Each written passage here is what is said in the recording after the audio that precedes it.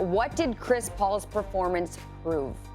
Well, first of all, his leadership, right? He comes over from OKC, and you didn't really know. You're like, okay, the Suns were 8-0 in the bubble. What leadership could he bring?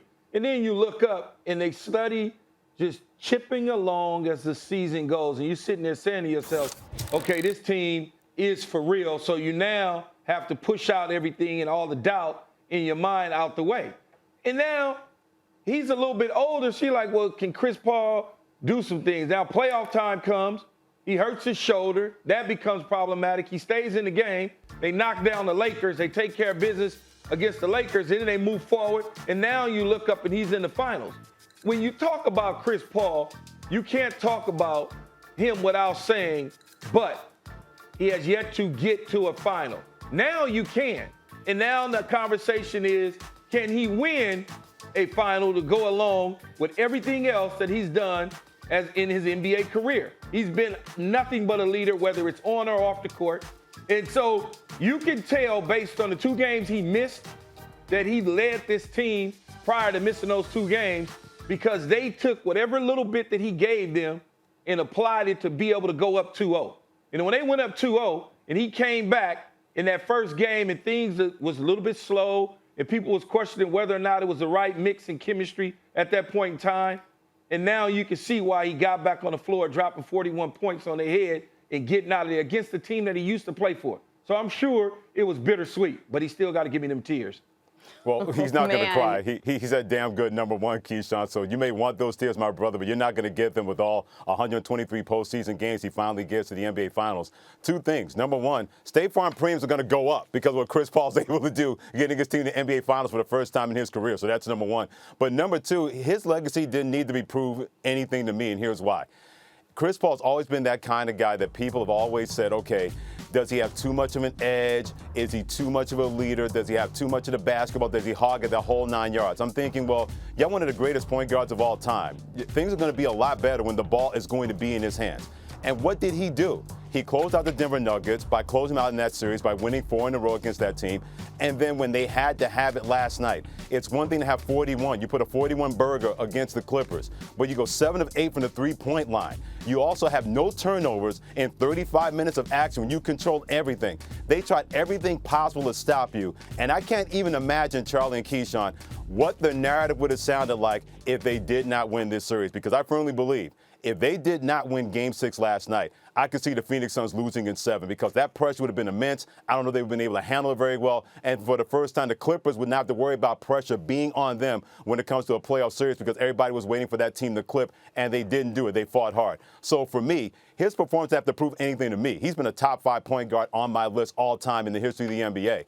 But I'm glad that he was able to get through and break through, Key and Charlie, because if he didn't, if they had lost a 3-1 lead to his former team, I can't even imagine what that narrative would have sounded like next to people saying, yep, that's why Chris Paul can never do it. He was never able to do it because he had a 3-1 lead with a team better than the Clippers without Kawhi Leonard, and they were not able to get the NBA Finals with everything on their side in this series. Well, you should never worry about the narrative as a professional player because everybody's got something to say.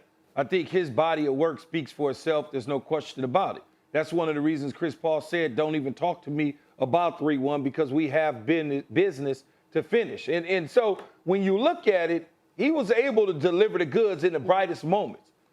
Go to a few games. The sunniest moments, if you will. Or the sunniest moments, if that's a good one there, Charlie. If you look at it, though, the big-time players in situations, not all finished the deal. But when Kevin Durant's back was against the wall, he basically came out when he was the Lone Ranger and dropped 40-plus on their head, in Milwaukee's head. When you think about Paul George, everybody was talking negative about him. PG didn't have Kawhi. He came out and did his work and dropped 40. I mean, when we start to look at that sort of thing with veteran players that know what it will take to get things done, Chris Paul did it again last night.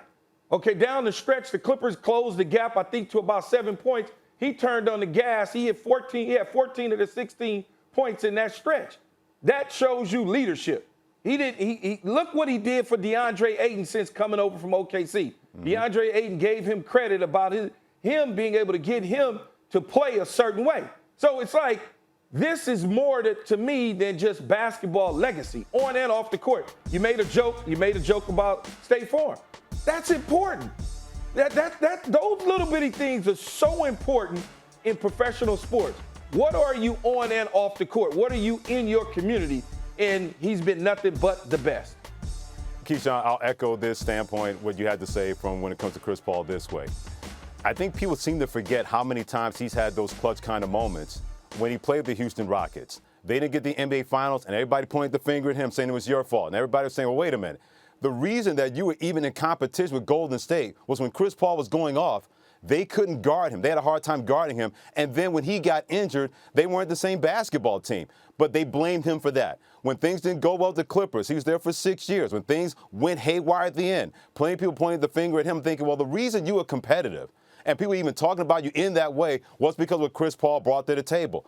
People forgot about that, or they wanted to forget about that because there are plenty of people out there that did not want to see Chris Paul ever get to the NBA Finals. Even last night, when he made Patrick Beverley give him the two-hand shove because Patrick Beverley pulled that punk move because he was so frustrated that Chris Paul gave him that business. He gave him that church in the fourth quarter, and there was nothing that Patrick Beverley could do about it, and he had no other recourse but to get in touch with his inner bouncer at the end of the night, throwing people out of the club because Chris Paul's putting it on him. So Chris Paul's able to do that to Patrick Beverley because so many people did not want Chris Paul to get to the NBA Finals. They wanted to have that conversation. Yeah, great point guard, great player, can never get it done in key moments. He had done that before. It shouldn't have taken last night for people to remember how many clutch moments Chris Paul's had in his NBA career, even though this performance finally put him over the top in terms of getting the NBA Finals for the first time in his Hall of Fame career.